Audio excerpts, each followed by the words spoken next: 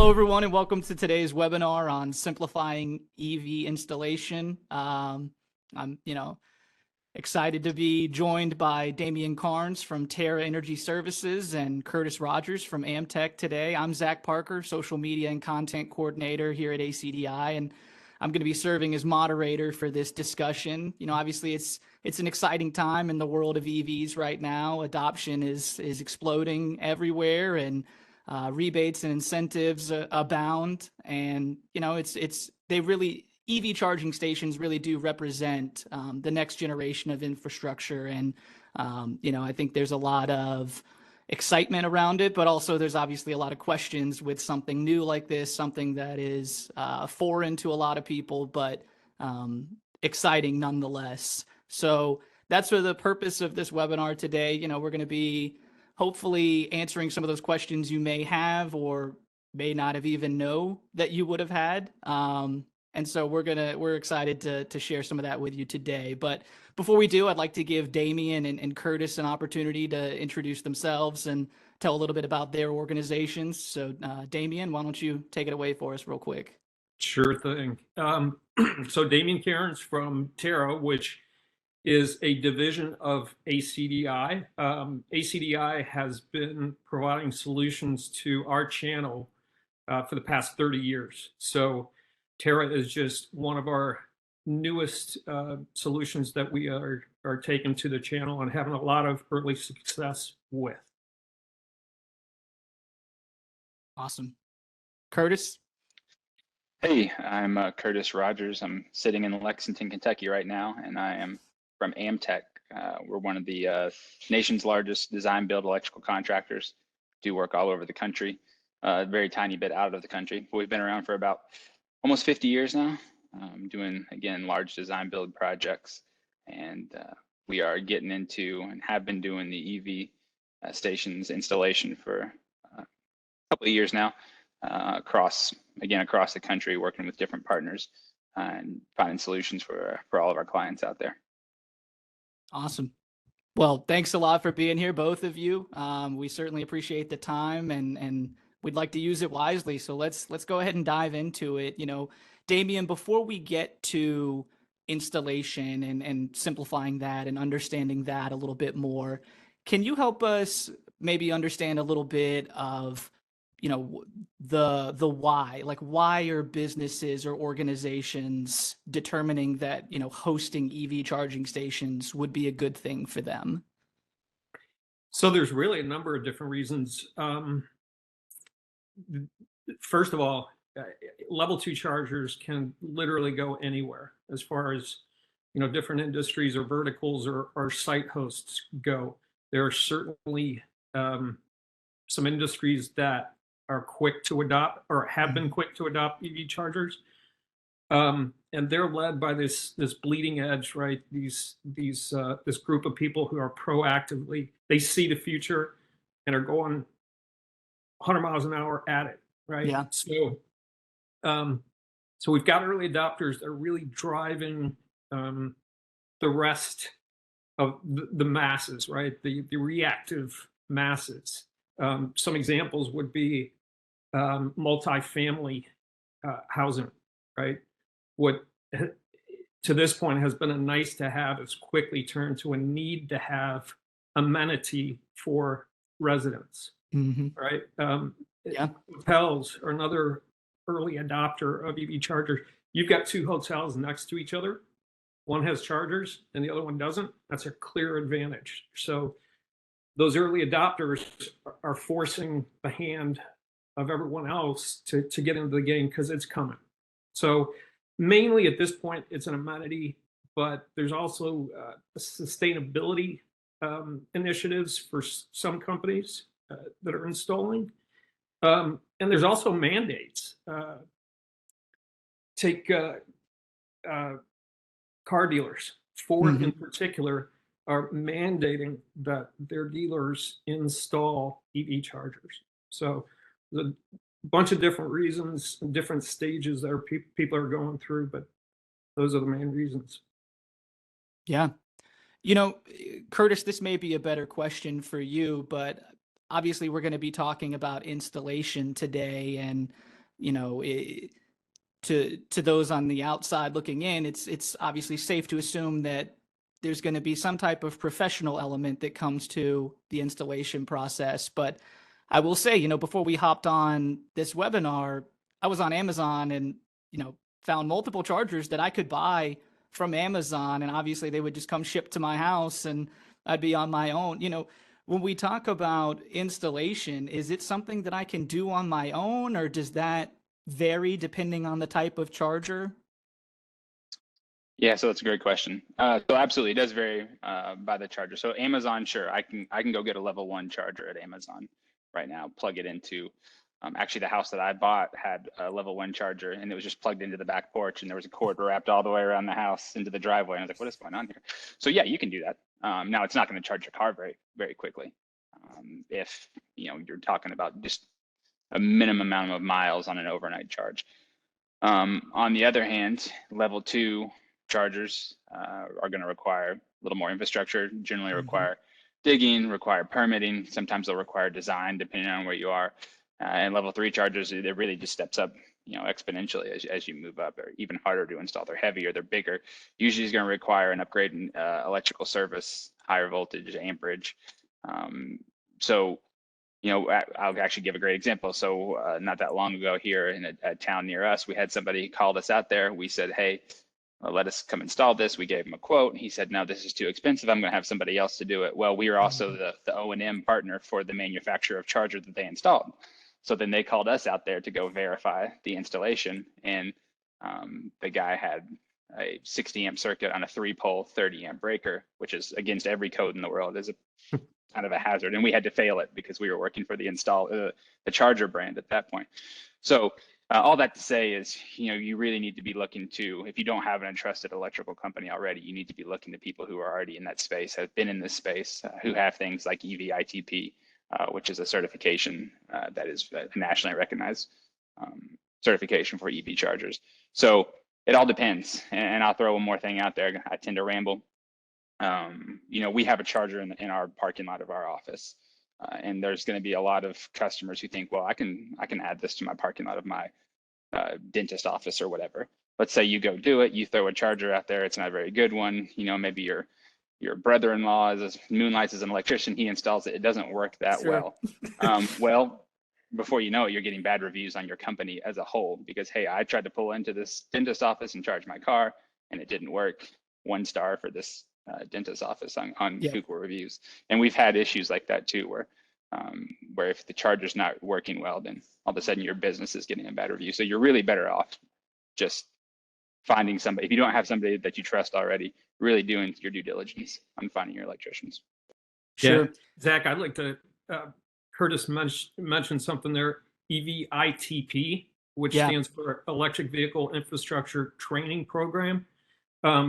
EVITP.org is the website, and that's a great resource for those who are on the call who are looking for qualified ECs around the country.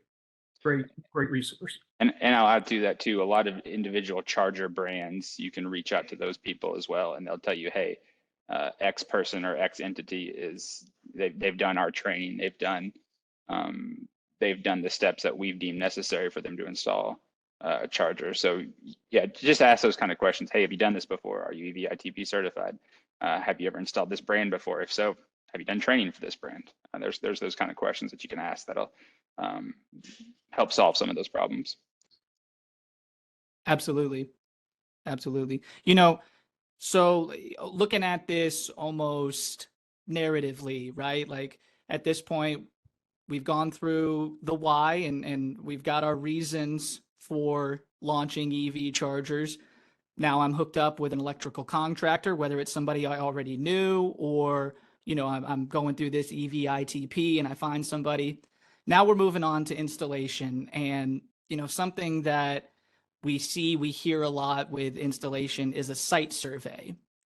Can you guys help us, like, just maybe in layman's terms, what is a site survey and what is the purpose of that in the installation process?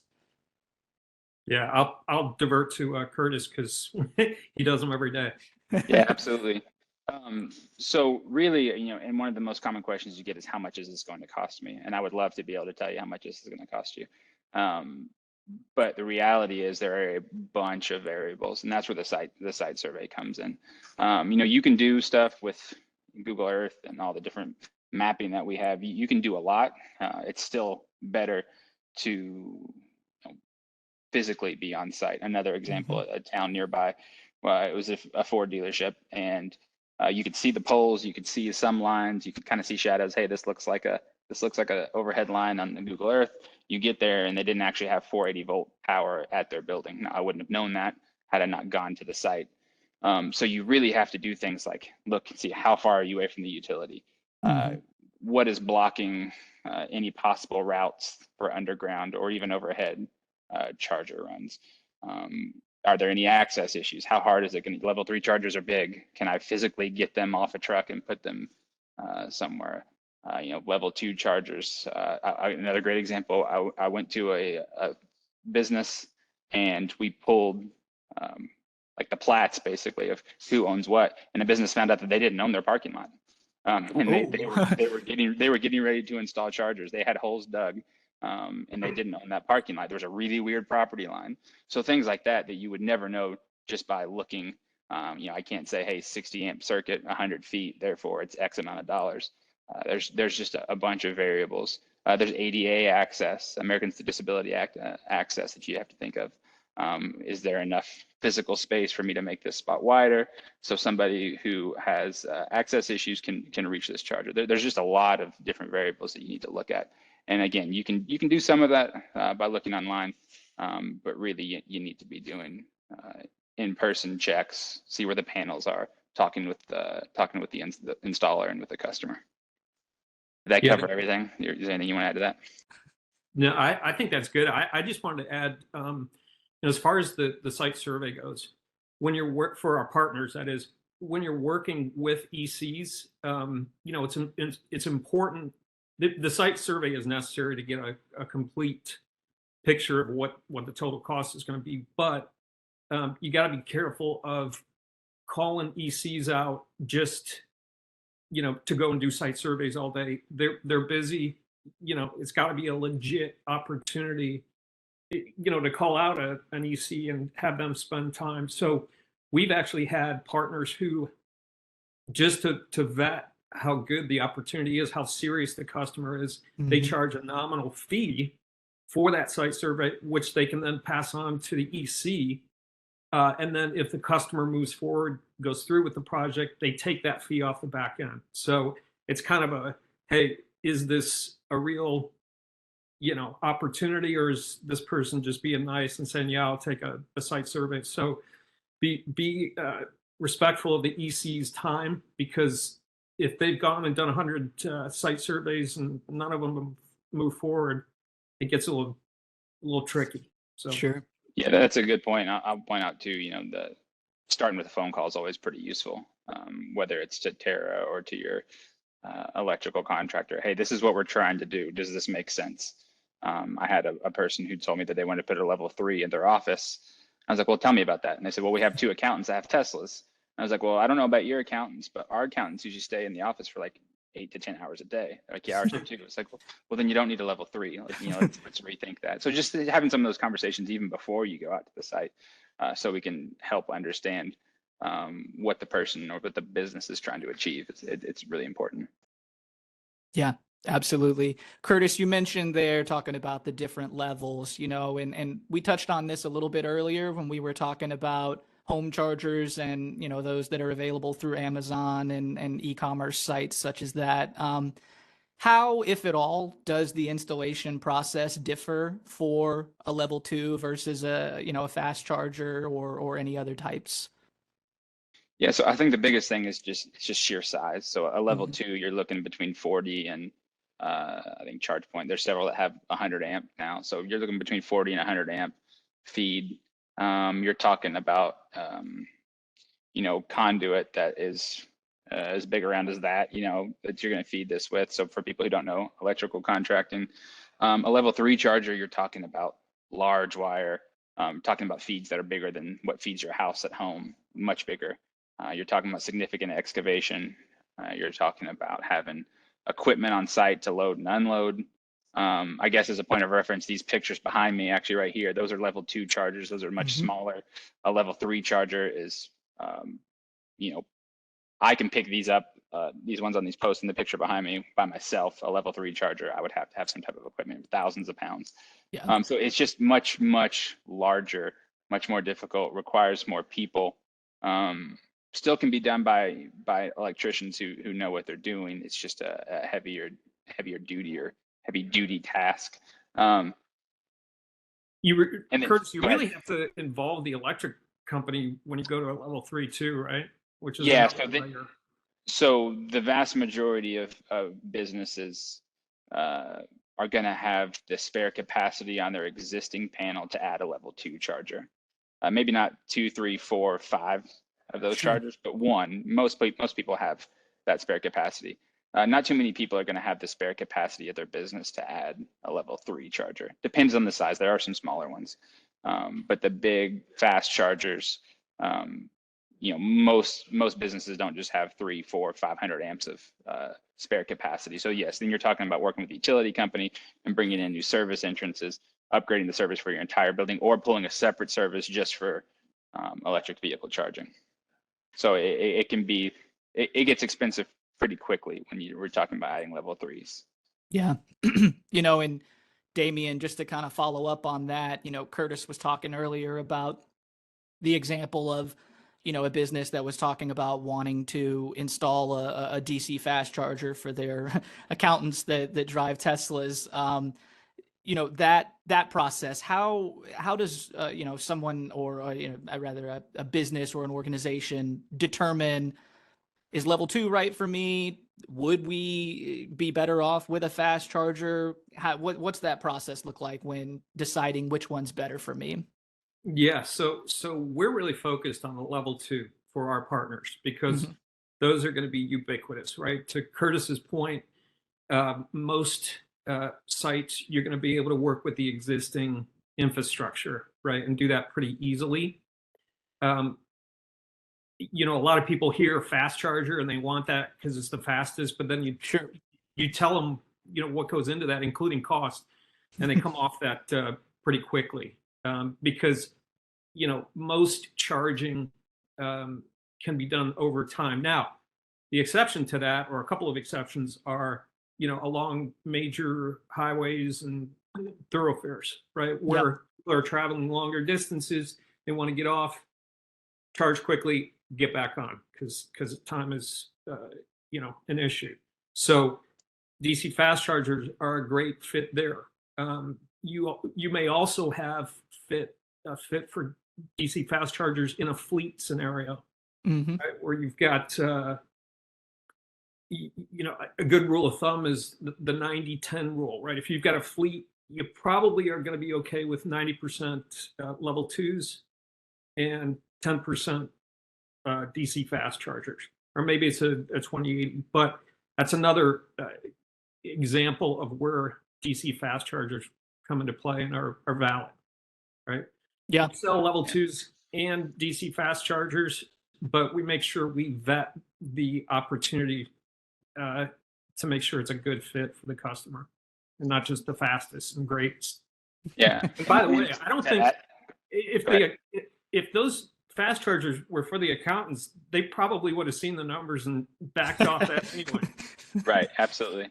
Well, and to kind of go off what Damien's saying there, you know, you'll hear a lot of, and depending on your business, you know, I see names, I don't see what everybody's doing for you know, their business, but you'll hear everybody talk about dwell time, and that's how long a customer stays in a parking lot. And for a lot Mhm. of you, a shorter dwell time is kind of against what you want to do. If you own a small store and you're putting a level 2 charger, you actually want people in your store longer. So you know, there's all these studies that show the average electric vehicle owner makes well into the 6 figures to, you know, and those are the people that you want spending time in your store, depending on what kind of statistics you have. You know, Target, these big retailers know, hey, for every hour somebody spends in our store, they're spending $50 or whatever Right. that is. Well, if there's an electric vehicle charger out front and it's a level 2 and it's getting power to your car, it's not doing it in 20 minutes. It might charge your it just depends on the level of your battery. But hey, I might think, hey, you know what?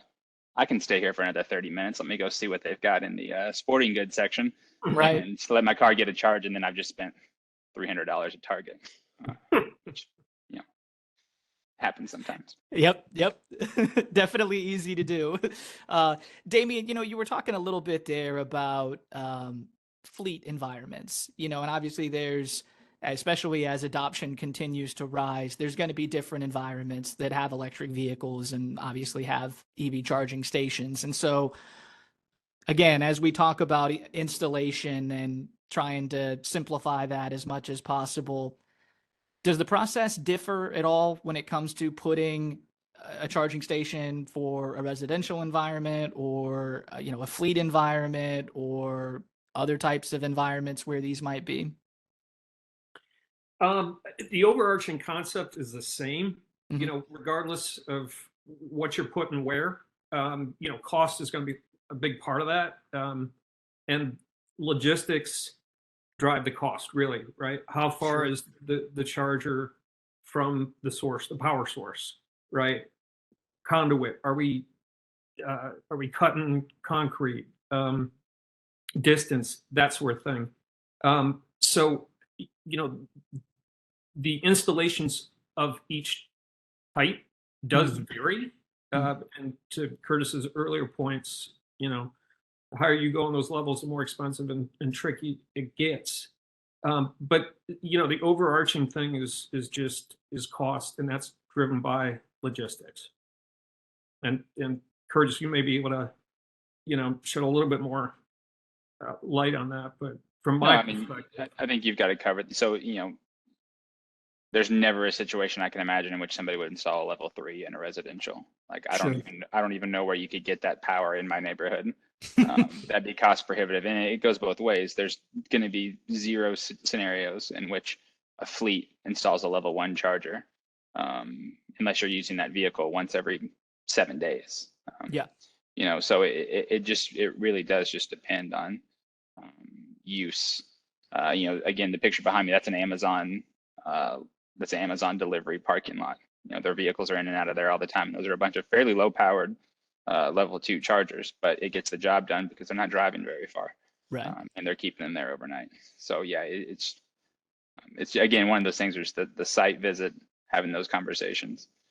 We can kind of rule out some things, but I've seen people install commercial level 2 chargers in their home because they have bigger homes with plenty of service, and why not? Yeah. So, Absolutely. it just depends. Mhm. yeah. And again, Zach, just to summarize a little bit, the level twos are where we're focused, especially with the Mhm. channel partners, and that's because they're the most versatile, right? They're Yep. going to be everywhere. Yep. Kind of continuing on installation, obviously in an ideal world, the steps fall into place, everything goes great, no issues, but, especially with something new, challenges are going to come. What are some of those that are common that people, maybe especially those that didn't take the time to do their homework before diving into EV charger installation? What are some of those pitfalls that could come, or hiccups or speed bumps during the installation process? Yeah, so I can hit a couple of high level, be carefuls. First of all, is you know connectivity. These devices that we sell are smart, right? That means they're connected to software, and that that means they're usually cloud based, or speak via the cloud, right? So that communication happens in several different ways.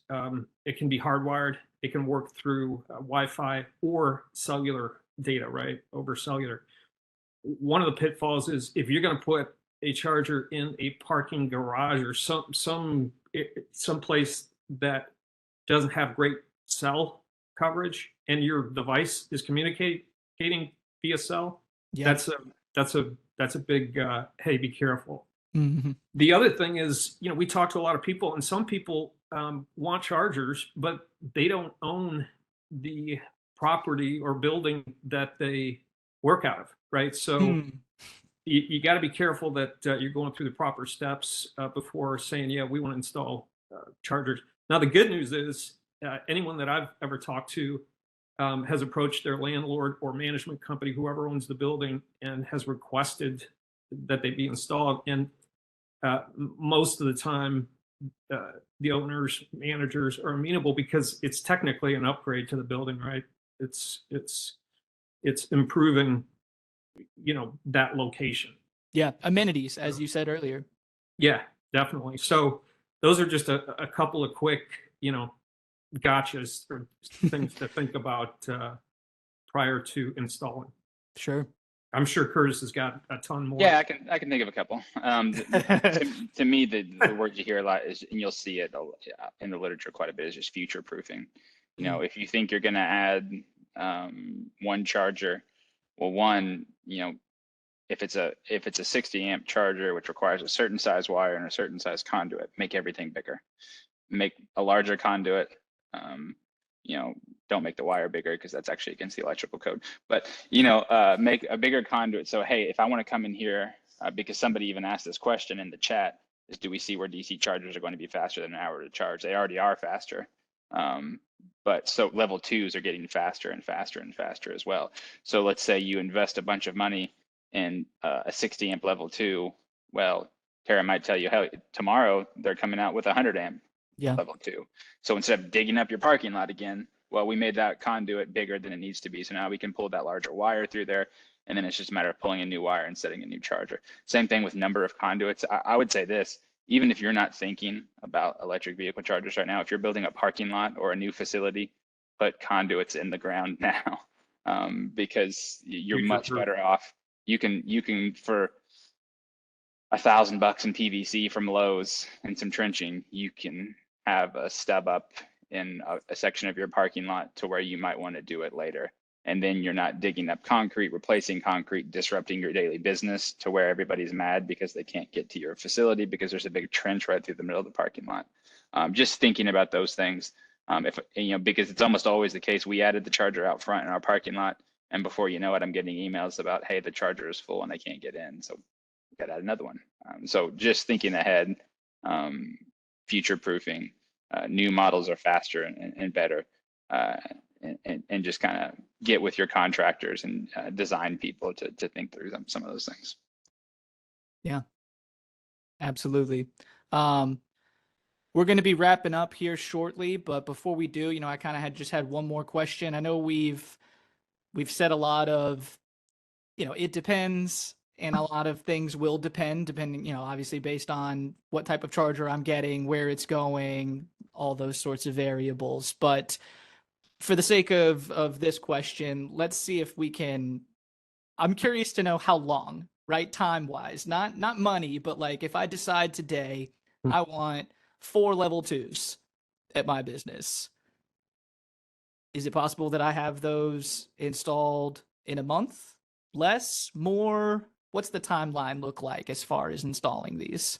Yeah, it's certainly less than a month, assuming you have the chargers already. Yeah. As everybody knows, lead times on equipment of all types can be long.